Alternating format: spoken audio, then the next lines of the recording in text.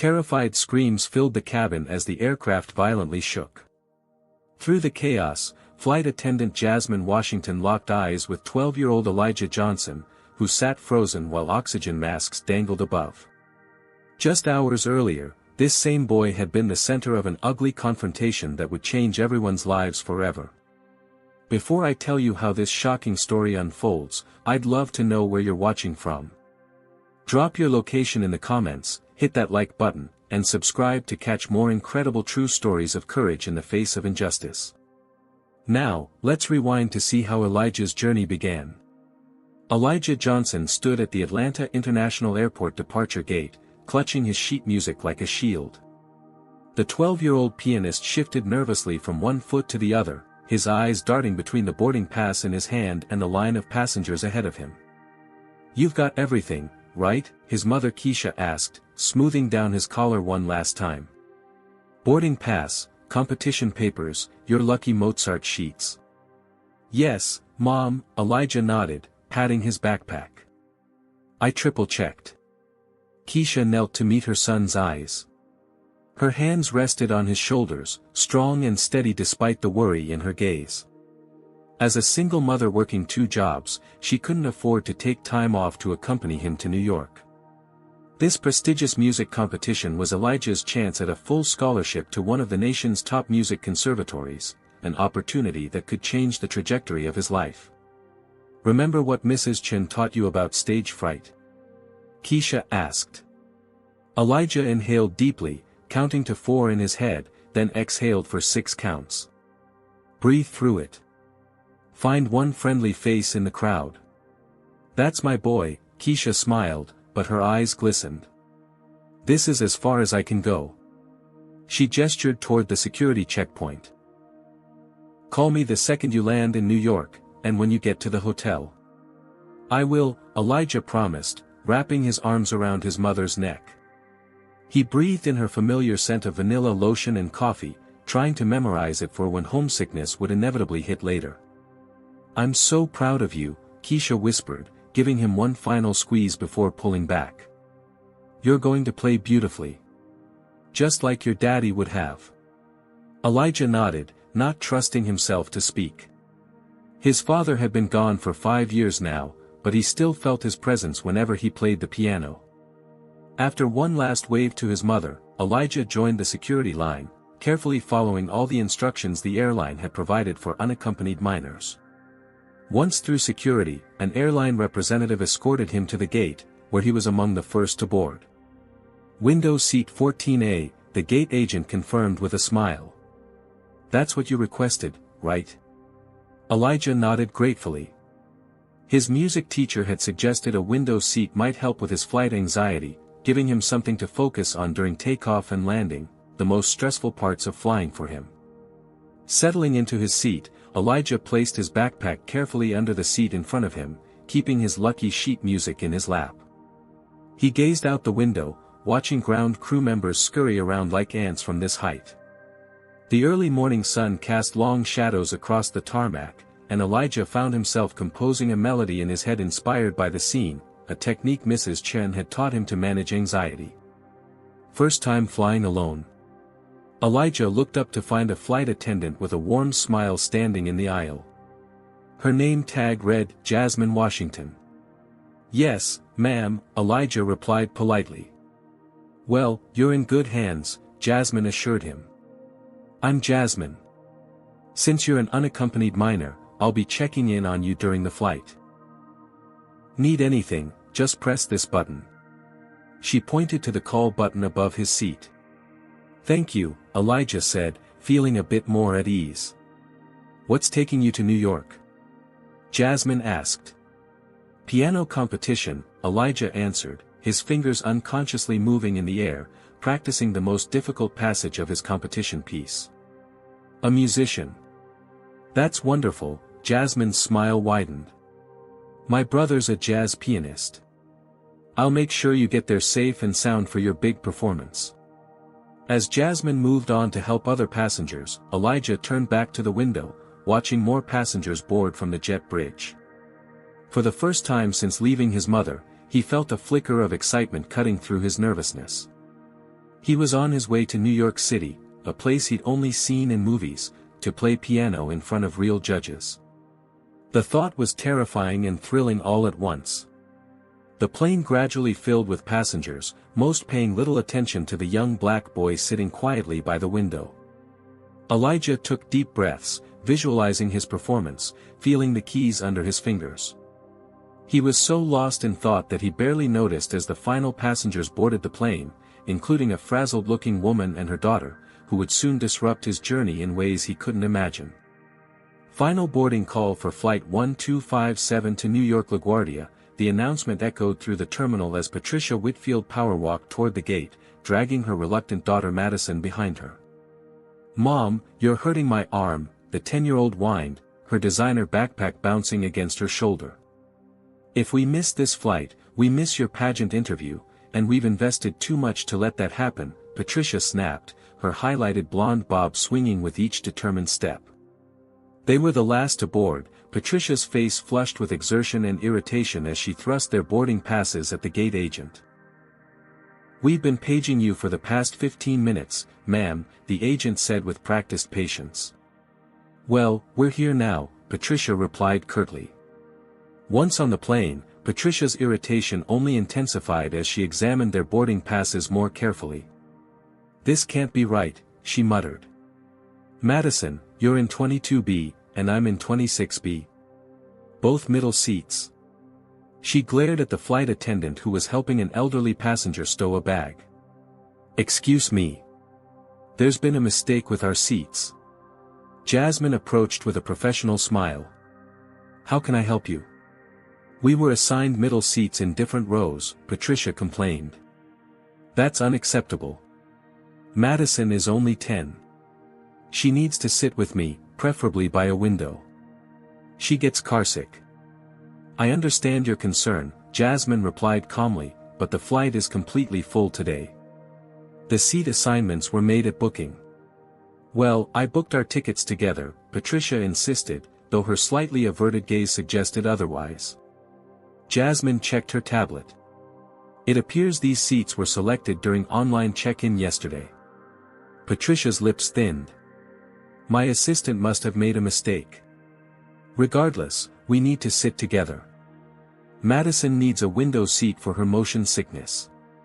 While Jasmine attempted to explain the difficulty of rearranging seats on a full flight, Patricia's gaze drifted around the cabin, landing on Elijah sitting alone at his window seat. "What about there?" Patricia pointed. "That boy is by himself. Madison can take his window seat, and he can move to one of our seats." Before Jasmine could respond, Patricia was already marching down the aisle toward Elijah, Madison trailing behind. "Hello there," Patricia said to Elijah, her voice artificially sweet. "My daughter Madison really needs a window seat because she gets airsick. Would you be a sweetheart and trade with her? I'm sure you don't mind sitting in a middle seat instead." Elijah looked up from his sheet music, momentarily startled by the woman looming over him. "I'm sorry, ma'am," he said politely. "This is my assigned seat. I specifically requested a window seat because I have flight anxiety." Patricia's smile tightened. "Well, surely your anxiety isn't as bad as actual physical illness. Madison throws up without a window to look out of." She gestured to her daughter, who was examining her sparkly fingernails, showing no signs of distress. "I'm really sorry," Elijah repeated, growing uncomfortable under the woman's increasingly hostile stare. "But this is my seat, and I need it to help with my breathing exercises during takeoff and landing." Patricia's facade of politeness cracked. "Listen, young man, Madison is a pageant contestant with an important interview in New York. She needs to arrive fresh and well-rested, not sick from motion sickness. Surely you can make this one small sacrifice." "My mom says I should stay in my assigned seat," Elijah said, his voice smaller but still resolute. Patricia's eyes narrowed, taking in Elijah's appearance more carefully, his worn sneakers, the second-hand jacket, the carefully mended backpack. Her expression shifted from annoyance to something more calculating. "I see," she said coldly. "Well, I suppose some people haven't been taught proper manners. Where I come from, young men are raised to be gentlemen. A few nearby passengers shifted uncomfortably at the woman's thinly veiled racism. An older man across the aisle cleared his throat disapprovingly, but said nothing. My mom taught me excellent manners, Elijah countered quietly, his hands now gripping his sheet music so tightly the edges were crinkling. She also taught me to stand up for myself respectfully. Patricia's face flushed. Well, your mother should have taught you that certain people need to know their place. A sharp intake of breath came from the woman in the seat behind Elijah. Madison tugged at her mother's sleeve, looking embarrassed. Mom, it's fine. I can sit in my assigned. It is not fine, Patricia cut her off. You deserve better than a middle seat. You deserve this window seat more than some kid like him. Her voice had risen enough that passengers throughout the cabin were now turning to look. Elijah sank lower in his seat, wishing he could disappear, yet unwilling to give up the seat that provided his only sense of security on the flight. Other passengers exchanged glances, a few frowning at Patricia's behavior, but most kept their eyes averted, unwilling to get involved. The tension in the air was thick enough to cut with a knife as Patricia stood there, glowering down at Elijah, clearly not used to being denied what she wanted. Excuse me. Flight attendant. Patricia's voice rang out sharply as she flagged down Jasmine. I need you to handle this situation immediately. Jasmine approached, noting Elijah's distressed expression and the commotion that was beginning to disrupt the boarding process. What seems to be the problem? She asked calmly, though she'd already observed much of the interaction. This boy refuses to give up his window seat for my daughter who suffers from motion sickness, Patricia declared, gesturing dramatically at Elijah. Surely the airline would prefer to accommodate a sick child rather than deal with a medical incident mid-flight. Jasmine maintained her professional demeanor. Ma'am, as I mentioned earlier, every passenger has the right to remain in their assigned seat. This young man specifically requested his window seat during booking for his own comfort needs. Comfort needs? Patricia scoffed. My daughter has medical needs. If Madison has documented medical requirements, that's something that should have been arranged with the airline in advance, Jasmine explained. We could have made appropriate accommodations before boarding. I shouldn't have to jump through hoops to get decent service, Patricia retorted, her voice growing louder. It's just one seat. Why are you making this so difficult?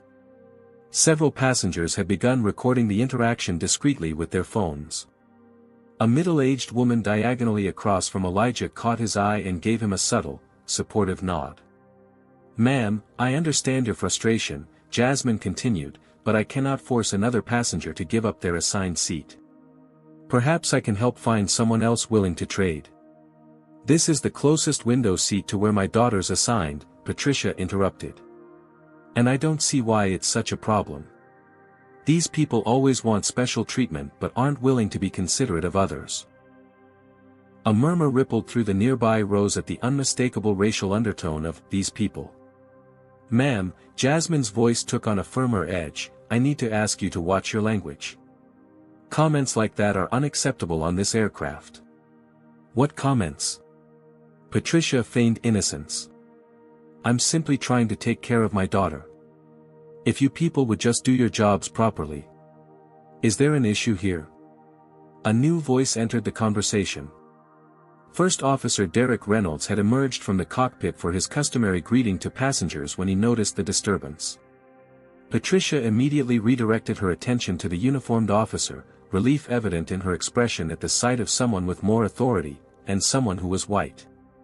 Yes, there certainly is, she said, her tone suddenly more reasonable. My daughter needs a window seat for her motion sickness, but this boy refuses to move, and your flight attendant isn't being helpful at all. Derek took in the situation with a quick glance, the indignant woman, her uncomfortable-looking daughter, the young black boy clutching what appeared to be sheet music, and Jasmine's professional but increasingly strained expression. Ma'am, our flight attendants are extensively trained to handle seating arrangements according to airline policy, Derek explained. If Ms. Washington has informed you that we cannot compel another passenger to change seats, then that is indeed our policy. Patricia's expression soured. So you're just going to let my daughter get sick because this boy won't be reasonable? Who's actually in charge here? The captain is in command of this aircraft, Derek replied evenly. But I assure you we're all following the same policies. Then I want to speak to the captain, Patricia demanded. Someone needs to take responsibility here. By now, several passengers had removed their earbuds or looked up from their books, watching the drama unfold. A few were whispering among themselves, and one man in a business suit 2 rows ahead had half risen from his seat, seemingly debating whether to intervene. The captain is completing pre-flight checks, Derek explained. I'm sure we can resolve this without. No, Patricia cut him off. I want to speak to whoever's in charge. This is ridiculous. I know people who can make sure this boy never gets to New York if he doesn't learn some manners. A collective gasp went through the cabin at the thinly veiled threat. Elijah visibly paled, his fingers trembling against his sheet music. Derek's expression hardened. Ma'am, threatening other passengers is entirely unacceptable. I'm going to have to ask you to lower your voice and return to your assigned seat, or we'll need to take further steps. Are you threatening me now? Patricia's voice rose again. I'm a paying customer. My husband is an executive at Meridian Financial, and I promise you'll regret treating us this way. Jasmine caught Derek's eye and nodded toward the cockpit, silently suggesting it might be time to involve the captain. As Derek stepped away, Patricia turned back to Elijah. This could all be so simple if you just move, she hissed. But you're determined to be difficult, aren't you? Madison tugged at her mother's sleeve again. Mom, please, you're embarrassing me. I don't need the window seat that badly. Hush, Madison, Patricia snapped. This is about principle now. You need to learn that in life, you stand up for what you deserve. The tension in the cabin had become almost unbearable. Passengers exchanged uncomfortable glances, some pointedly returning to their books or phones to avoid involvement. But Elijah remained in his seat, arms wrapped protectively around his sheet music, his last link to confidence and security now serving as a shield against this unexpected storm. A hush fell over the cabin as Captain Michael Freeman emerged from the cockpit. At 6'2" with broad shoulders and salt and pepper hair cropped close to his scalp, his presence commanded immediate respect. The 4 stripes on his uniform gleamed under the cabin lights, and his measured, deliberate steps down the aisle spoke of his 20 years of military service before joining the airline. As one of the few black commercial airline captains in the country, Michael Freeman had navigated more than just aircraft during his career. The way he carried himself, straight-backed yet approachable, authoritative without being intimidating, reflected years of walking the delicate balance required of him in an industry where he was often the only black person in the cockpit. Good morning, he greeted in a deep, resonant voice that carried throughout the cabin without seeming raised. I understand we have a seating concern. Patricia's expression shifted subtly as she registered the captain's race, but she quickly recovered, pushing past her momentary surprise to adopt an air of righteous indignation. Finally, someone who can resolve this, she said, her voice honeyed with forced politeness. Captain, my daughter Madison suffers from motion sickness and desperately needs a window seat. We've asked this young man to switch, but he's being unreasonable, and your crew hasn't been helpful at all. Captain Freeman nodded thoughtfully, taking in the scene, Patricia's expectant expression, Madison's obvious embarrassment, Elijah's tense posture, and the attentive faces of nearby passengers. I see, he said calmly. Let me understand the situation completely. First Officer Reynolds, could you catch me up? Derek efficiently explained what had transpired while Jasmine added relevant details about the seating assignments. Captain Freeman turned to Elijah. Young man, may I ask your name and why you're traveling today? Elijah Johnson, sir, he responded, his voice quiet but clear. I'm flying to New York for a piano competition. It's a scholarship opportunity. A pianist, Captain Freeman smiled. That's impressive. And this is your assigned seat? Yes, sir. I specifically requested a window seat because I get anxious during takeoff and landing. My music teacher suggested focusing on the horizon helps. Captain Freeman nodded, then turned to Patricia. Ma'am, when did you notify the airline about your daughter's medical condition? Patricia shifted uncomfortably. Well, I didn't realize I needed to file special paperwork just to get decent customer service. I see, Captain Freeman replied. And Madison, how are you feeling right now? Are you experiencing any motion sickness symptoms at the moment? Madison looked mortified as attention shifted to her. No, sir. I'm fine right now.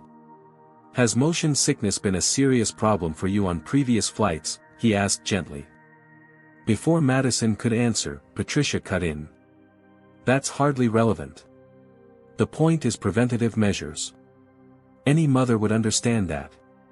Captain Freeman maintained his composed demeanor.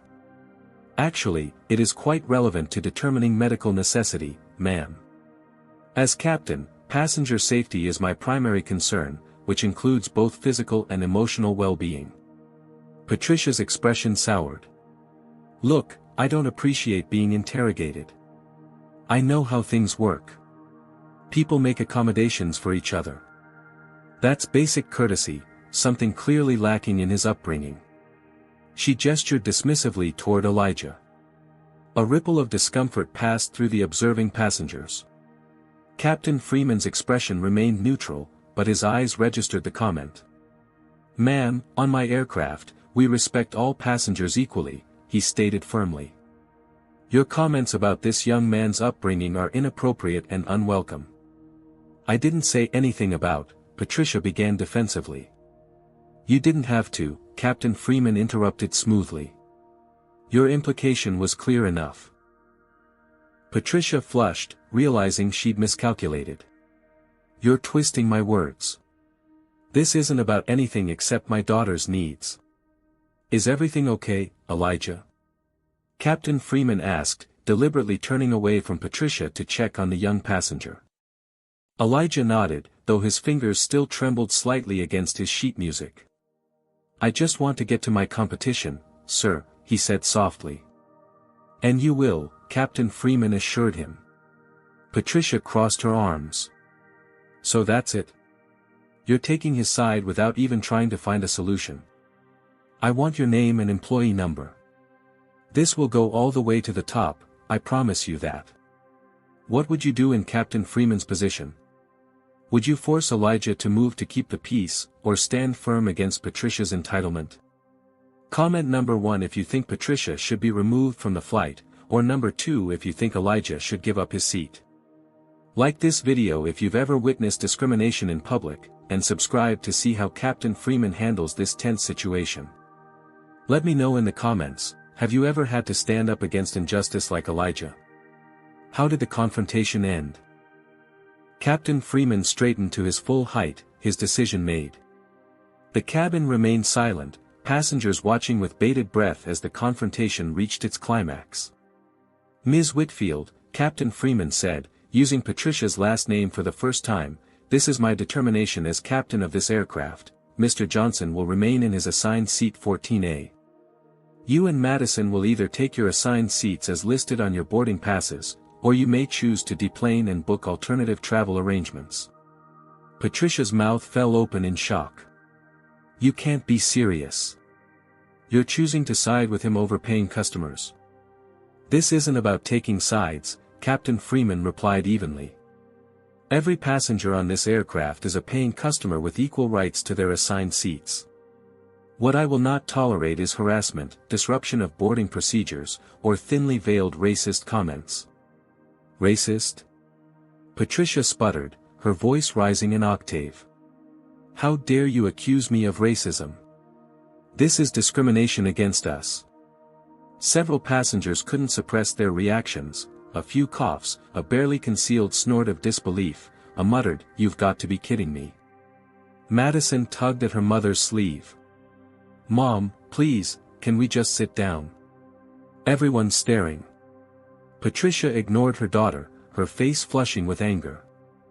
"I want all of your names. This airline will be hearing from my attorney.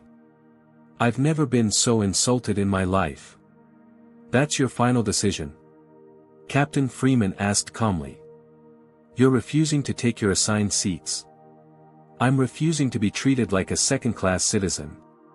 Patricia declared, loud enough for everyone to hear, apparently oblivious to the irony of her statement given her treatment of Elijah.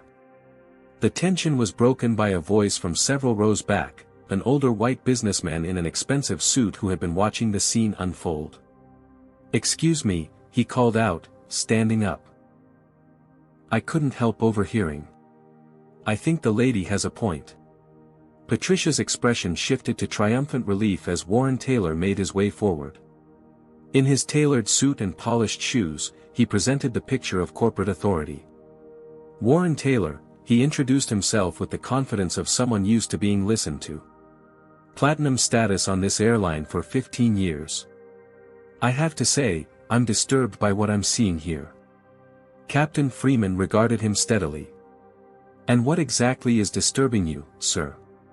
The customer is always right, that used to mean something, Warren said, gesturing toward Patricia. This woman has a simple request for her child's comfort. In my day, young men were taught to respect women and show courtesy. A couple of other passengers, a middle-aged woman and a man in golf attire, murmured agreement. With all due respect, Mr. Taylor, Captain Freeman replied, courtesy doesn't require someone to give up their rights because another person demands it. And, the customer is always right doesn't extend to allowing harassment or discrimination on my aircraft. Warren's expression hardened. Discrimination? That's a serious accusation, Captain. Seems to me the only discrimination happening is against paying customers who expect reasonable service. I couldn't agree more, Patricia chimed in, finding her voice again. This is nothing but reverse discrimination. You're only taking his side because... Captain Freeman cut her off before she could finish the thought. Because what, Ms. Whitfield? Please, complete your sentence. The challenge in his tone was unmistakable. Patricia faltered, suddenly aware of the dozens of phones subtly recording the interaction. Because he's a child and you feel sorry for him, she finished lamely. Captain Freeman's gaze was unwavering.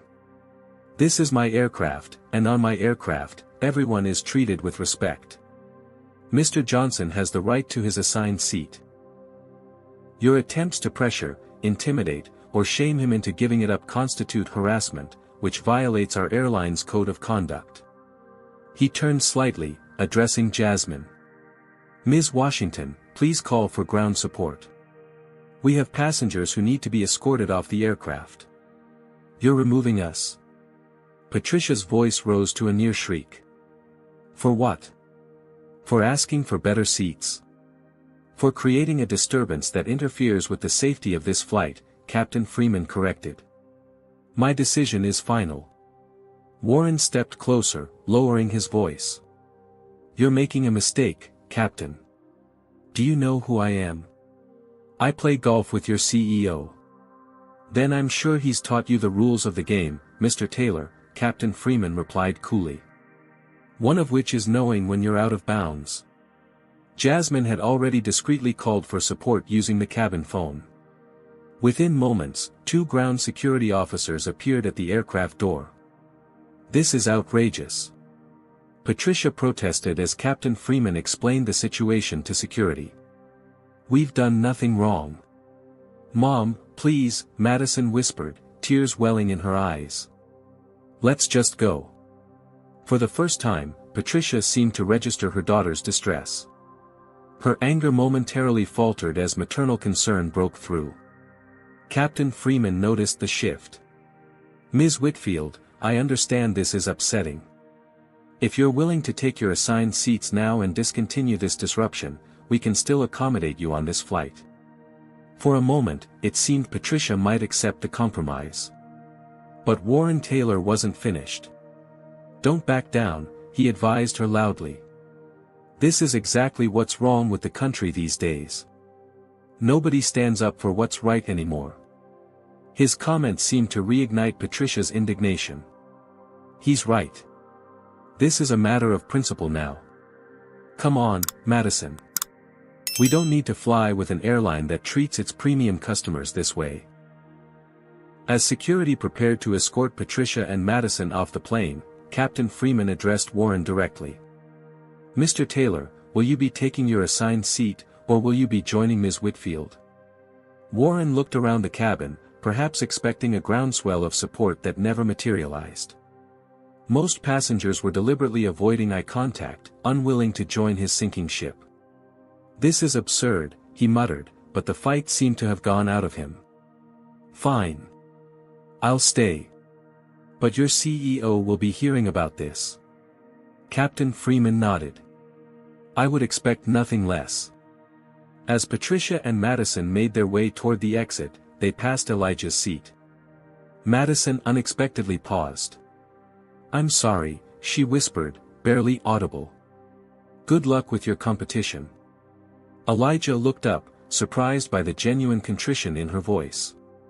He nodded in acknowledgement, unable to find words. Patricia noticed the exchange and pulled her daughter away. Madison. Don't apologize to him. This is all his fault. As they exited, Captain Freeman addressed the remaining 2 passengers who had vocally supported Patricia. If either of you feel uncomfortable continuing on this flight given my decision, now would be the time to deplane. After a moment of tension, both decided to stay, sinking back into their seats with muttered complaints.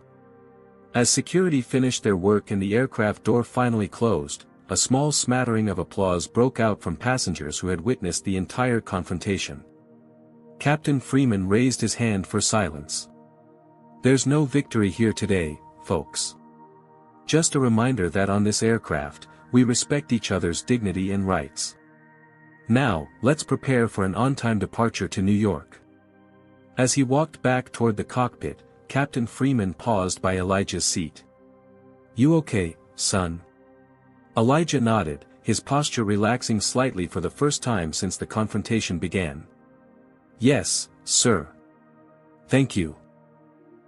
You stood your ground with respect and dignity, Captain Freeman said quietly. That takes courage. Your mother would be proud. As Captain Freeman returned to the cockpit, the regular hum of pre-departure activities resumed. Across the aisle from Elijah, a woman in her 40s with kind eyes leaned over. My name's Dr. Amelia Rodriguez, she introduced herself. I'm a child psychologist. Would you mind if I sat in this empty middle seat next to you for takeoff? Sometimes it helps to have company after a stressful situation. Elijah nodded gratefully. The tension in the cabin had dissipated, but the emotional aftermath still lingered in his trembling hands. As the aircraft pushed back from the gate, Captain Freeman's voice came over the intercom, steady and reassuring. Ladies and gentlemen, welcome aboard Flight 1257 to New York LaGuardia. We're looking at clear skies for most of our journey, though we do have reports of some turbulence as we approach the northeast. Please sit back, relax, and enjoy your flight. What none of them knew was that the some turbulence mentioned would prove to be a severe understatement, and their journey was far from over. The removal of Patricia, Madison, and the other disruptive passengers had delayed departure by 23 minutes. As the aircraft taxied toward the runway, flight attendants completed their final safety checks with practiced efficiency. Jasmine paused beside Elijah's row. Everything okay here? She asked, her eyes conveying genuine concern beneath her professional demeanor. We're doing fine, Dr. Rodriguez answered from the middle seat. Just having a nice chat about piano music, right Elijah? Elijah nodded, still clutching his sheet music but looking considerably more relaxed. Yes, ma'am. Dr. Rodriguez's daughter plays violin. Jasmine smiled, relieved to see him recovering from the ordeal. That's wonderful. We should be taking off shortly. Captain Freeman asked me to bring you this. She handed Elijah a small cup of hot chocolate with miniature marshmallows floating on top. He said it might help with the takeoff jitters. Elijah accepted the cup with surprise. Thank you. My pleasure. And just so you know, several passengers came up to tell me they thought you handled that situation with remarkable maturity. She lowered her voice. Between us, I think you showed more maturity than some of the adults. After Jasmine moved on, the aircraft joined the takeoff queue. 2 rows behind Elijah, a middle-aged couple was engaged in quiet conversation. "Can you believe that woman?" the husband whispered. "Making such a scene over a seat." His wife shook her head. "It wasn't about the seat. You know that." "I know. I just wish I'd said something sooner instead of sitting there." At least the captain handled it perfectly. Similar conversations were happening throughout the cabin as passengers processed what they'd witnessed. Some were checking their phones, discovering that video clips of the incident were already beginning to circulate on social media, tagged with #EntitledKaren and #CaptainHero. As the plane accelerated down the runway, Elijah practiced his breathing exercises, focusing on the horizon as they lifted off. Dr. Rodriguez discreetly monitored his reaction, offering a reassuring nod when he glanced her way. Once they reached cruising altitude and the seatbelt sign dinged off, Captain Freeman emerged from the cockpit again. He made his way down the aisle, stopping to chat briefly with various passengers, creating a sense of calm normalcy after the earlier disruption. When he reached Elijah's row, he crouched down to eye level. "How's that hot chocolate treating you?" "It's really good, sir." "Thank you," Elijah replied, his voice stronger than before. "I hear you're quite the pianist," Captain Freeman said. "My mother taught piano for 40 years. She always said musicians make the best pilots, something about discipline and attention to detail." "Really?" Elijah's eyes lit up. "Absolutely. Both require practice, focus, and performing under pressure." Captain Freeman glanced at the sheet music. "Chopin?" Elijah nodded, impressed. "Nocturne in E-flat major. It's my competition piece." "Beautiful choice. Challenging, but I bet you've got it mastered." Captain Freeman stood. "I need to get back, but I wanted to make sure you were doing okay." "I am. Thank you for, you know." Elijah gestured vaguely, encompassing the earlier confrontation. "You stood up for yourself with dignity, young man. Never forget that." With a nod to Dr. Rodriguez, Captain Freeman continued his rounds before returning to the cockpit. The next hour passed uneventfully. Jasmine checked on Elijah periodically, bringing him apple juice and pretzels. Dr. Rodriguez shared stories about her own children's performances and competitions, helping Elijah mentally rehearse his upcoming performance. "Visualization is powerful," she explained. "Your brain doesn't always distinguish between imagining something vividly and actually doing it. So mentally practicing your piece can be almost as effective as playing it on an actual piano." Elijah closed his eyes, his fingers moving subtly over his sheet music as he imagined the keys beneath them. For the first time since boarding, he felt completely calm. That calm was shattered 90 minutes into the flight when the plane suddenly dropped. Oxygen masks deployed from overhead as the aircraft entered severe turbulence without warning. The plane lurched violently, sending unsecured items flying through the cabin. Screams and gasps filled the air as passengers grabbed for their masks. "Remember to secure your own mask before helping others," Jasmine's voice came over the intercom, remarkably steady despite the chaos. "Dar." Rodriguez quickly secured her mask, then turned to help Elijah, but the boy was frozen in place, eyes wide with terror, his breathing coming in short, shallow gasps. His sheet music had scattered across the floor in the sudden drop.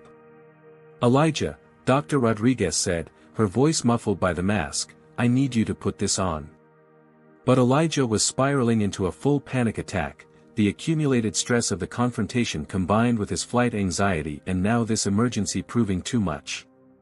His hands trembled uncontrollably, and tears streamed down his face as he gasped for air. Jasmine made her way down the violently shaking aisle, holding onto seat backs for stability. When she reached Elijah, she immediately recognized the signs of his panic attack. "Elijah," she said firmly, securing his mask for him. "Look at me. Focus on my eyes." Through the chaos, Captain Freeman's voice came over the intercom. "Ladies and gentlemen, this is your captain. We've encountered unexpected clear air turbulence. I've turned on the fasten seatbelt sign. Please return to your seats immediately and secure your seatbelts. Flight attendants, prepare for immediate descent." The serious tone in the captain's voice told the experienced travelers that this was more than routine turbulence. Jasmine exchanged a quick glance with her fellow flight attendant, both recognizing the gravity of the situation. "Elijah," Jasmine continued, crouching in the aisle beside him despite the danger to herself, "I need you to breathe with me. Remember your piano exercises? Let's count together."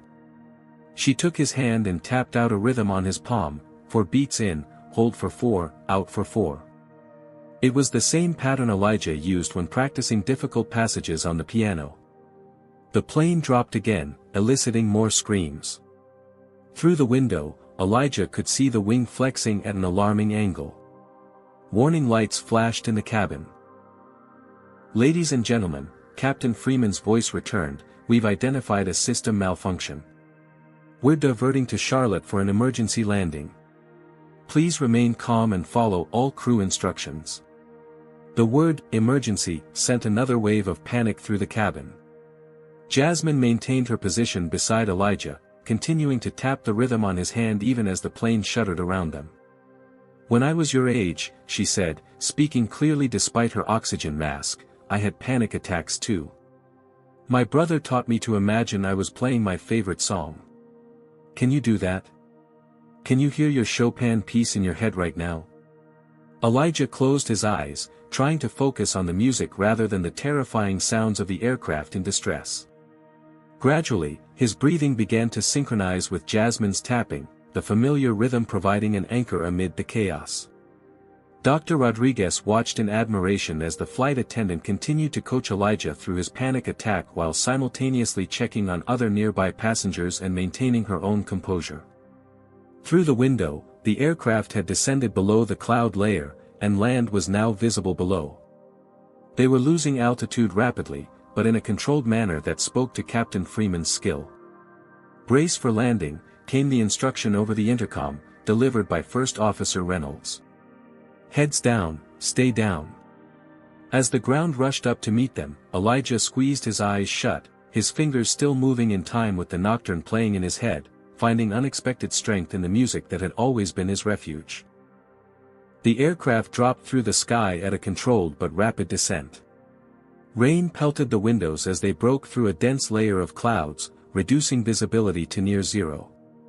Inside the cabin, the atmosphere was tense with controlled fear, passengers white-knuckled in their seats, flight attendants strapped in but vigilantly watching for signs of panic among those in their care. In seat 14A, Elijah Johnson kept his eyes squeezed shut, focusing on the rhythm Jasmine had tapped into his palm. The Chopin nocturne played in his mind, its gentle melody at odds with their dire circumstances yet somehow providing a lifeline to sanity. Dr. Rodriguez had her arm protectively around the boy's shoulders, her own face tense but determined as she maintained the breathing pattern alongside him. "You're doing great, Elijah," she whispered through her oxygen mask. "Just keep breathing with the music." The plane shuddered violently, causing several overhead bins to pop open despite being secured earlier. A chorus of gasps rippled through the cabin. "This is Captain Freeman," the intercom crackled to life. "We're beginning our final approach to Charlotte. Emergency vehicles are standing by as a precaution. I need everyone to remain in brace position until we come to a complete stop." The calm authority in his voice provided a measure of reassurance, but the gravity of their situation was impossible to ignore as the oxygen masks continued to dangle from the ceiling panels. In the cockpit, Captain Freeman and First Officer Reynolds worked in focused synchrony, their movements precise and economical as they fought to keep the aircraft stable through the severe weather while dealing with the system malfunction. Years of training and experience guided their hands as they prepared for a landing that would test the limits of their skill. Hydraulic pressure continuing to drop, Reynolds reported, his voice steady despite the sweat beading on his forehead. "Down to 62%. Understood, Freeman acknowledged, his eyes never leaving the instruments. Switching to backup system. Charlotte Tower, this is Delta 1257 on emergency approach. Request immediate landing clearance and emergency vehicles on standby. The radio crackled with the tower's response, confirming their priority status and the positioning of emergency response teams along the runway. Back in the cabin, Jasmine had been forced to return to her jump seat for the landing, but she maintained eye contact with Elijah from across the aisle, continuing to model the breathing pattern whenever he looked her way. The aircraft descended through the last layer of clouds, the ground now visible through the rain-streaked windows. The runway lights appeared in the distance, a welcome sight amid the gray downpour. Approaching decision height, Reynolds announced in the cockpit. Freeman nodded, his hands steady on the controls. Landing gear down and locked. Prepare for possible hard landing. As the aircraft lined up with the runway, another violent shudder ran through the frame. Warning lights flashed across the cockpit displays. Hydraulic system failure, Reynolds called out, urgency finally breaking through his professional calm. Switching to manual controls. Captain Freeman's jaw tightened, but his voice remained level. Understood. Inform the cabin crew. In the main cabin, the chief flight attendant's phone rang with the alert from the cockpit.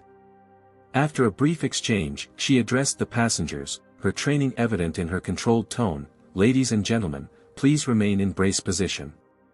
The captain has informed us that we may experience a firmer landing than usual. Stay in your seats with seatbelts fastened until we come to a complete stop and you receive instructions from the crew." Elijah felt a fresh wave of panic threatening to overwhelm him at this announcement. His breathing quickened again, the rhythm he'd maintained beginning to fracture under the weight of terror. Dr. Rodriguez noticed immediately. "Elijah," she said, drawing his attention. "Remember what your music teacher told you about stage fright? Find one friendly face in the crowd. I'm right here with you." But Elijah's panic had progressed beyond simple reassurance. His breath came in short, painful gasps, his chest constricting as if bound by iron bands. Dark spots appeared at the edges of his vision. In desperation, Dr. Rodriguez reached down to the floor where Elijah's scattered sheet music had fallen. Grabbing a page, she placed it in his hands. "Feel the music, Elijah. Your fingers know what to do even when your mind is scared." Elijah clutched the familiar paper, his fingers automatically finding their position on imaginary keys. Almost without conscious thought, his breathing began to synchronize with the tempo of the piece, moderato cantabile, the sheet music indicated. Moderate and song-like. Outside, the ground rushed up to meet them. Inside, Elijah forced himself to focus on the sheet music, on the phantom keys beneath his fingers, on the melody that existed only in his mind but provided a structure his panicked brain could cling to. 500 feet, Reynolds called in the cockpit. Landing checklist complete, Freeman confirmed, his focus absolute as he wrestled with the increasingly unresponsive controls. 300 feet. Runway in sight. Continuing approach. 200 feet. Winds gusting to 30 knots from the right. 100 feet. Prepare for touchdown. The aircraft crossed the threshold of the runway, rain pelting the windshield as Captain Freeman guided the wounded plane toward the ground. With the hydraulic system compromised, the landing would require perfect judgment, too soft and they risked bouncing back into the air with limited control. Too hard and the structural integrity of the landing gear could be compromised. In seat 14A, Elijah Johnson played a silent concert on his sheet music, his fingers dancing across the measures as his mind retreated into the safe haven of music. For just a moment, he wasn't on a failing aircraft plummeting toward the ground, he was on stage at Carnegie Hall, the keys cool and responsive beneath his touch, the audience silent as the nocturne's haunting melody filled the air. The wheels touched down with a jarring impact that rattled teeth and tested seatbelts. The aircraft bounced once, twice, then settled onto the runway with a screech of protesting rubber. Reverse thrust roared as Captain Freeman fought to slow their momentum without the full benefit of hydraulic brakes. Emergency vehicles raced alongside the aircraft, lights flashing through the rain as they maintained pace with the decelerating plane. Inside, passengers gripped armrests and each other, prayers and quiet whimpers filling the cabin as the aircraft continued its alarming speed down the runway. "Come on," Freeman muttered under his breath, applying maximum brake pressure through the backup system. Gradually, agonizingly, the aircraft began to slow. 2,000 feet of runway remaining. 1,500. 1,500.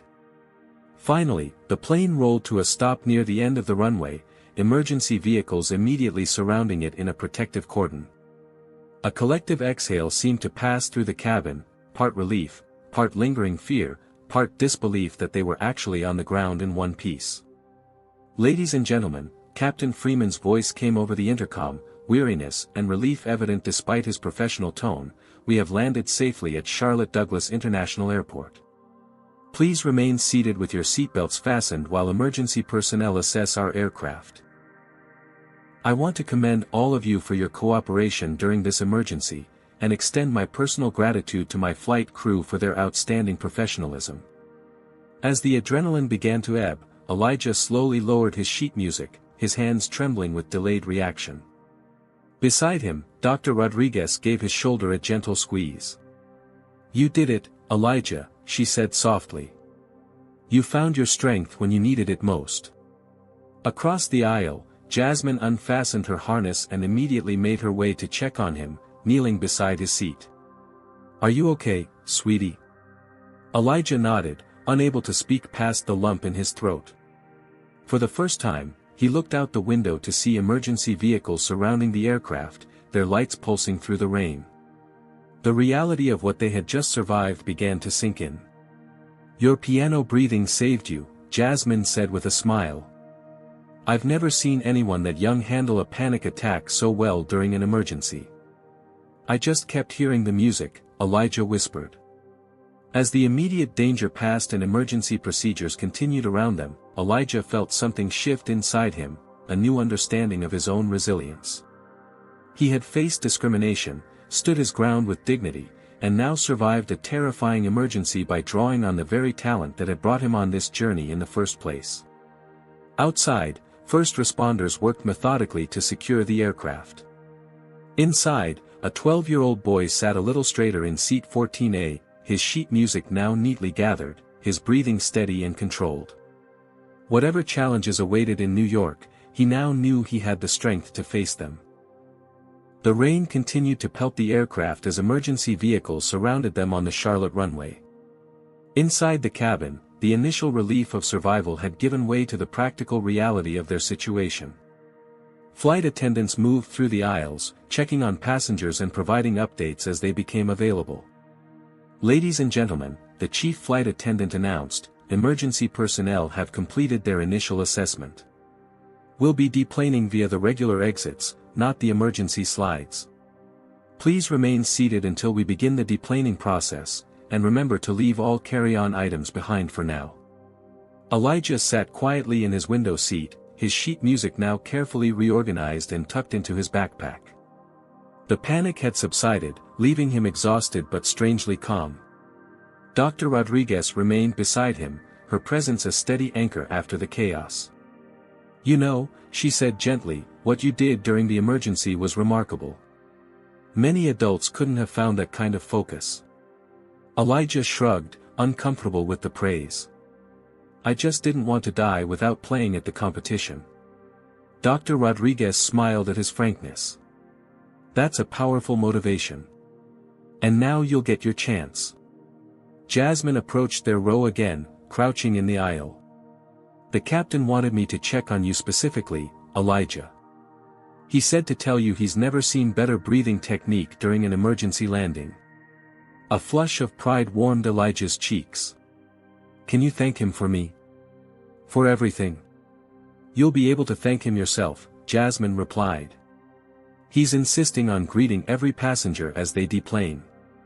He also wanted me to let you know that the airline will be making special arrangements for all unaccompanied minors to continue their journeys as quickly as possible." As they waited for deplaning to begin, Elijah's thoughts turned to his mother. My mom's going to be so worried when she hears about this. The airline has a team contacting the families of all passengers, Jasmine assured him. They'll let your mom know you're safe. She's probably already seen it on the news, Dr. Rodriguez added. These stories travel fast. Indeed, outside the aircraft, news crews had already gathered beyond the emergency response perimeter, their cameras trained on the aircraft that had made the dramatic emergency landing. The incident, coming so soon after the viral confrontation before takeoff, had created a perfect storm of media interest. When deplaning finally began, passengers moved slowly toward the exits, many still processing the emotional impact of their near disaster. As promised, Captain Freeman stood at the main exit door, personally greeting each passenger as they left. When Elijah's row was called to deplane, he gathered his backpack and moved into the aisle.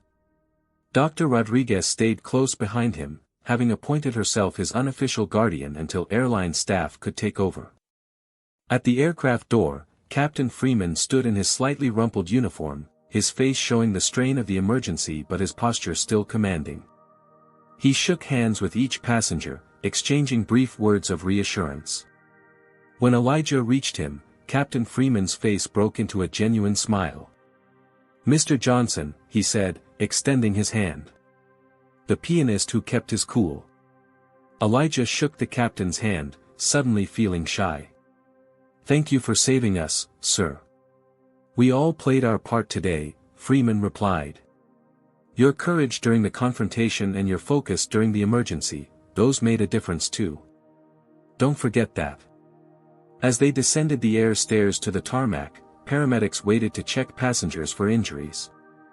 Elijah and Dr. Rodriguez were guided to a medical assessment area where EMTs checked Elijah's vital signs and asked about his panic attack.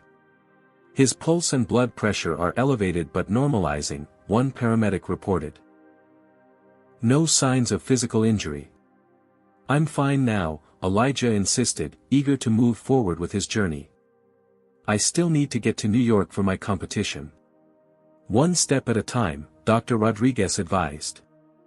First, let's get inside the terminal and figure out what happens next. Inside the airport, a special area had been set up for passengers from Flight 1257. Airline representatives provided information, arranged accommodations, and coordinated continuing travel plans. Special attention was given to unaccompanied minors like Elijah, who were brought to a separate lounge where airline staff could provide more personalized care. Jasmine, now off-duty but still in uniform, had accompanied Elijah to ensure his handoff to the ground staff went smoothly. I've explained your situation, she told him. They're working on getting you to New York as soon as it's safe to travel. What about my competition? Elijah asked, anxiety creeping back into his voice. It's tomorrow afternoon. Let me check on that for you, Jasmine offered, stepping away to speak with a customer service representative. While she was gone, Elijah's phone rang, his mother's ringtone. He answered immediately. Mom. Elijah. Keisha's voice was thick with emotion. Baby, are you okay? I saw the news about your flight. I'm okay, Mom, Elijah assured her, fighting back his own tears at hearing her voice. It was scary, but I'm safe. We had to make an emergency landing in Charlotte. I'm coming to get you, Keisha declared without hesitation. I've already called off work for the rest of the week. I'm on my way to the airport now. But Mom, what about the competition? I still want to go. There was a brief silence on the other end of the line. When Keisha spoke again, her voice was steadier. Tell me what happened, Elijah. Everything. Elijah took a deep breath and recounted the day's events, the confrontation with Patricia, Captain Freeman's intervention, and the terrifying emergency landing. As he spoke, he was surprised to find himself focusing not on the fear but on the moments of courage and kindness he'd experienced. And Captain Freeman said I kept my cool, he finished. And Jasmine, the flight attendant, she helped me remember my piano breathing when I was panicking. Dr. Rodriguez stayed with me the whole time. It sounds like you had some real angels watching over you, Keisha said softly. I'm still coming to Charlotte, but if you still want to go to New York for your competition, we'll figure it out together. Okay. Okay, Mom. Relief washed over him. I love you. I love you too, baby. More than anything. As Elijah ended the call, Jasmine returned with news. I've spoken to the competition organizers, she said. They've heard about what happened and are willing to reschedule your performance time to accommodate your delayed arrival. Really? Elijah's face lit up. Really? And there's more. Captain Freeman has been asking about you. He's finally completed his post-flight procedures and wants to make sure you're okay before he leaves. As if on cue, Captain Freeman appeared in the lounge doorway, having changed from his uniform into casual clothes but still unmistakable with his commanding presence. He spotted Elijah and walked over. How are you holding up, Mr. Johnson? He asked. Better now, Elijah replied. My mom's coming to Charlotte, and the competition organizers are going to reschedule my performance. That's excellent news. Freeman nodded approvingly. I wanted to check on you once more before I head out. It's been quite a day for all of us. Captain Freeman, Jasmine interjected, Elijah's mother won't arrive for several hours. The airline is arranging accommodations for him until then. Captain Freeman considered this information for a moment, then made a decision. Actually, if it's acceptable to all parties, I'd like to personally ensure Elijah gets to his competition. I have family in New York and was planning to take some leave time after this flight rotation anyway. Elijah's eyes widened. Really?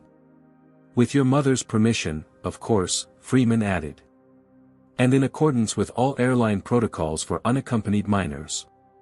The appropriate arrangements were made, permissions secured, and protocols followed.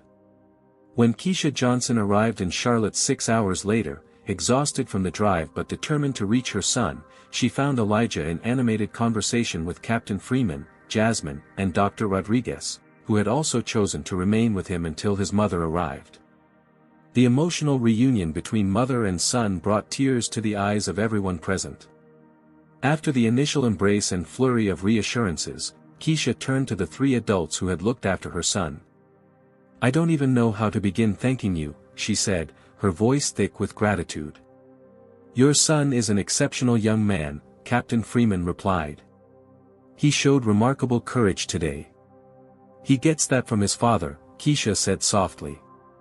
As they talked, Elijah learned that videos of both incidents, the pre-flight confrontation and the emergency landing, had gone viral online. The story had captured public attention, with many commenters praising Captain Freeman's handling of the discrimination incident and Elijah's dignity under pressure.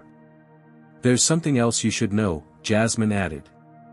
The airline's CEO has been briefed on today's events. He's authorizing a special flight to New York tomorrow morning for passengers who still need to get there, with priority for Elijah and his mother. And I'll be the pilot, Captain Freeman added with a smile.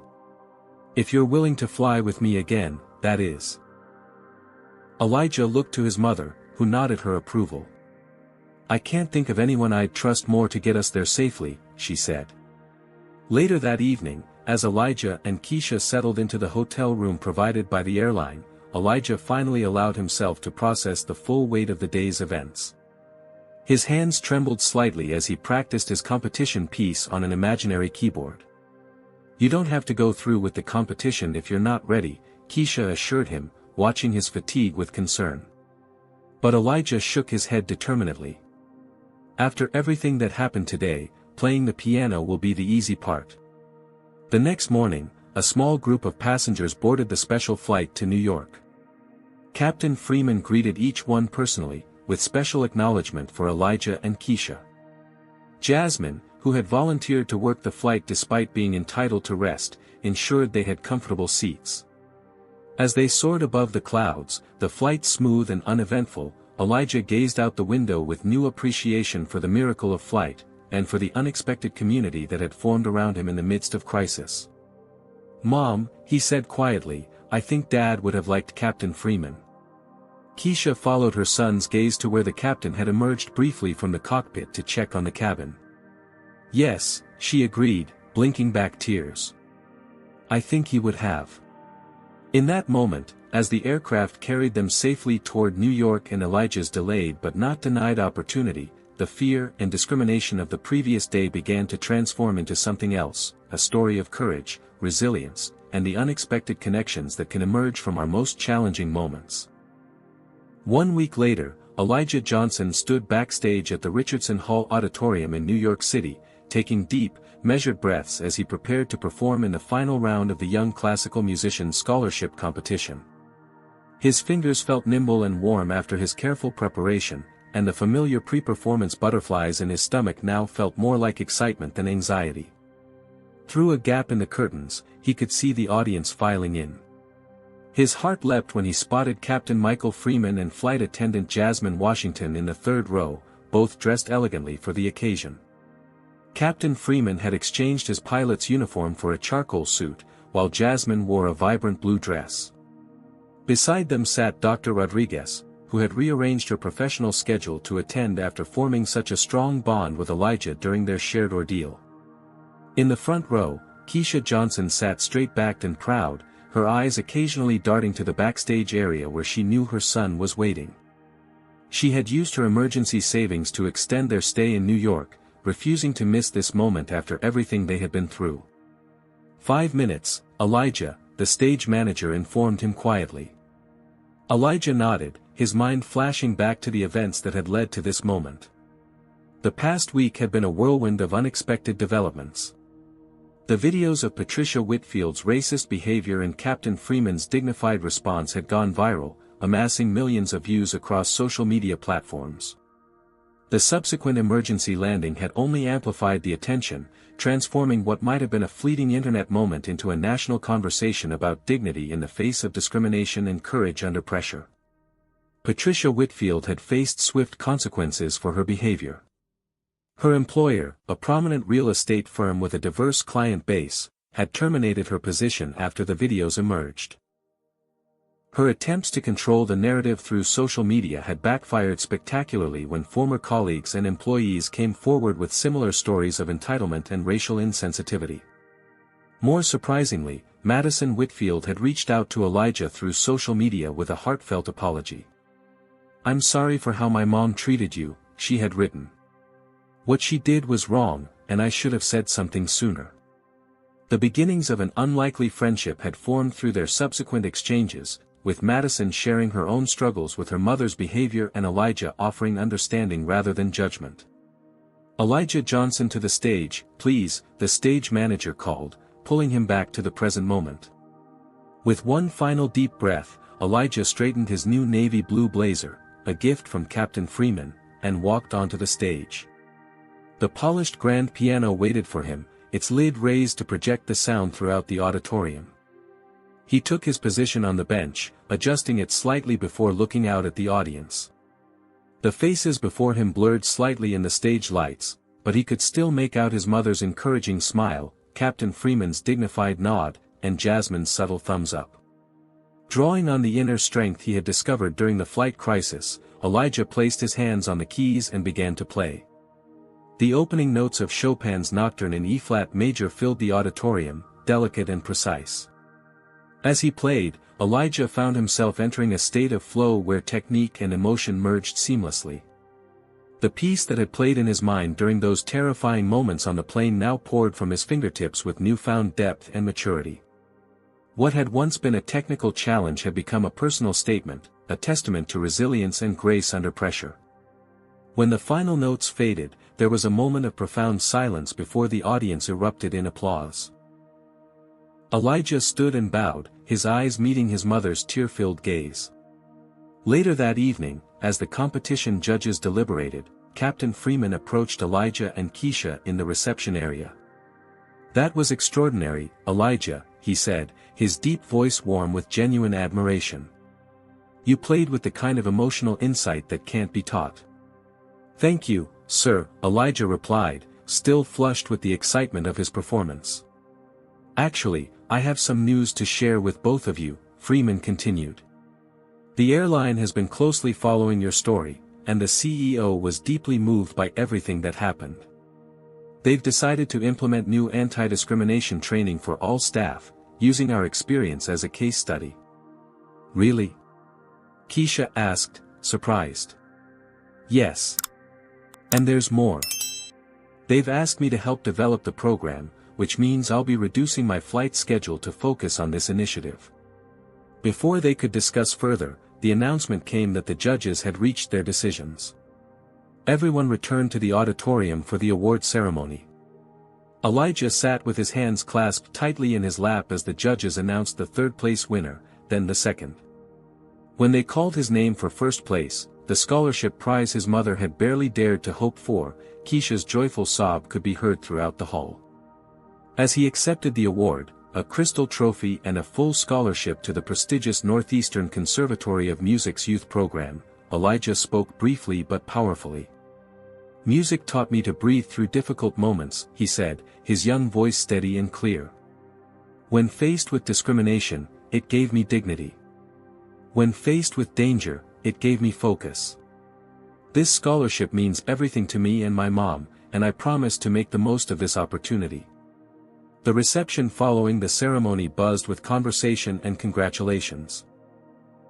As Elijah and Keisha navigated the crowd, they were approached by a distinguished older man whom Captain Freeman immediately recognized. "Mr. Johnson, Mrs. Johnson," Freeman said formally, "may I introduce Mr. Robert Harrington, CEO of Atlantic Airlines." "It's an honor to meet you both," Harrington said, shaking their hands warmly. "Your story has had a profound impact on our company culture." "Thank you for everything your airline has done for us," Keisha replied graciously. "Actually, I'm here to discuss something new," Harrington explained. "We're launching a scholarship program for underprivileged youth interested in aviation careers, pilots, engineers, air traffic controllers. With your permission, we'd like to name it the Freeman Johnson Initiative for Excellence." Captain Freeman looked as surprised as Elijah and Keisha. "Sir, I'm honored, but..." "It was your leadership that day that exemplified our highest values," Harrington interrupted. "And Elijah's courage inspired us all." As they discussed the details of the program, Jasmine joined them, along with Dr. Rodriguez. "There's something else you should know, Elijah," Jasmine said with a bright smile. "Remember how I mentioned my brother is a jazz pianist? He's offered to give you complimentary lessons whenever you're in Atlanta. He says anyone who can keep their cool during an emergency landing deserves some improvisational skills to match." Later that night, as Elijah and Keisha returned to their hotel room, exhausted but elated, Elijah stopped to look out the window at the New York skyline glittering against the night sky. "Mom," he said quietly, "I've been thinking. What if I used some of the competition prize money to start a music program for kids at the community center back home? Kids who can't afford lessons like I couldn't before Mrs. Chen volunteered to teach me." Keisha wrapped her arms around her son's shoulders, amazed at the young man he was becoming. "I think that's a beautiful idea. Your father would be so proud of who you are." 1 year later, Elijah Johnson boarded another flight to New York, this time for his advanced placement audition at the Northeastern Conservatory. As he settled into his seat, 14A, window, specifically requested, a familiar voice came over the intercom. "Good afternoon, ladies and gentlemen. This is Captain Freeman speaking. Welcome aboard Flight 2463 to New York LaGuardia. We're expecting clear skies and smooth sailing today." Elijah smiled, remembering how far they had all come since that turbulent day. As he gazed out the window at the Atlanta skyline, he placed his fingers on his knees, mentally practicing his audition pieces. The plane began to taxi, but this time, there was no anxiety, no fear, only anticipation for the journey ahead and gratitude for the unexpected connections that had changed the course of his life. As the aircraft lifted off the runway, Elijah thought about the community music program he had founded with his prize money, now serving 35 children who would otherwise have no access to musical education. He thought about Madison Whitfield, who had found the courage to stand up to her mother's behavior and was now an unlikely ally in promoting tolerance among her peers. He thought about Captain Freeman, whose dignified stand against discrimination had sparked meaningful change within the airline industry. Most of all, he thought about how a moment of ugliness had ultimately revealed so much beauty in the world, through the courage of those willing to stand up for what's right, the kindness of strangers in a crisis, and the healing power of music that had been his salvation in more ways than one. The seatbelt sign dinged off, and the journey continued. What would you have done if you were in Elijah's position? Would you have stood your ground against discrimination or given up your seat to avoid conflict? Share your thoughts in the comments below. If this story touched you, please hit the like button and subscribe for more inspiring tales of courage and resilience. Have you ever witnessed someone standing up against injustice? How did it change your perspective? Thank you for joining me for this journey, and remember, sometimes our greatest strength is revealed in our most challenging moments. This story teaches us that standing up against discrimination requires both courage and dignity. Elijah showed us how maintaining composure in the face of prejudice isn't weakness, it's strength. Captain Freeman demonstrated that true leadership means protecting the vulnerable, even when it's uncomfortable or unpopular.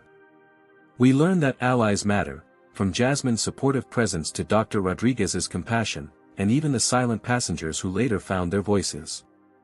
Their actions remind us that confronting racism isn't solely the responsibility of those experiencing it. The crisis revealed how adversity can transform us. Elijah discovered inner strength by connecting to his passion, showing that our deepest talents often sustain us through our darkest moments. Most powerfully, the story illuminates how standing against injustice creates ripples beyond the immediate moment, changing policies, inspiring others, and building unexpected bridges. Madison's growth shows that even those raised with prejudice can learn and change when exposed to its harmful impact. In our divided world, this reminds us that courage, dignity, and compassion aren't just personal virtues, they're catalysts for meaningful change. What moment in your life have you witnessed discrimination but remained silent? Or perhaps you found the courage to speak up. Your experiences matter in this ongoing conversation about racial justice. Share your story in the comments below, your words might give someone else the courage they need. If Elijah's resilience inspired you, hit that like button. If Captain Freeman's leadership moved you, subscribe to hear more stories of everyday heroes standing against injustice. Share this video with someone who needs reminder that one voice can make a difference. Thank you for joining me on this journey through a difficult but important story. Remember, change begins with individual choices made in everyday moments. Together, we can create a world where dignity isn't just hoped for, it's expected.